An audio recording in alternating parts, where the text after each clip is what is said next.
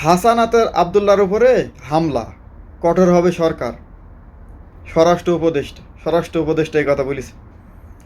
হাসানাতের উপরে কারা আক্রমণ করছে, কারা হামলা করছে, কারা তাকে মেরে ফেলার জন্য এরকম হামলা করছে, তাদেরকে চিহ্নিত করি দ্রুত আইনের আওতায় এনে কঠোর শাস্তির ব্যবস্থা করতে হবে।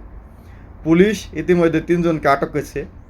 তাদেরকে রিমান্ডে নিই, তাদেরকে অবশ্যই জিজ্ঞাসাবাদ করি তাদের পেছনের নির্দেশদাতাকে, কে হাসানাতকে উপর আক্রমণ করতে বলছে, এটা অবশ্যই জানতে হবে।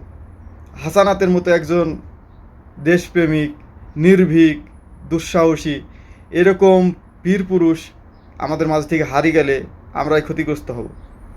যার জীবনের কোনো পরোয়া করে না, দেশকে, দেশের মানুষকে এইভাবে ভালোবাসে, এরকম একজন মানুষ আমাদের মাঝ থেকে এভাবে চলে যাবে বা এভাবে তার আক্রমণ করবে, এটা হতে দিতে কখনোই যাবে না।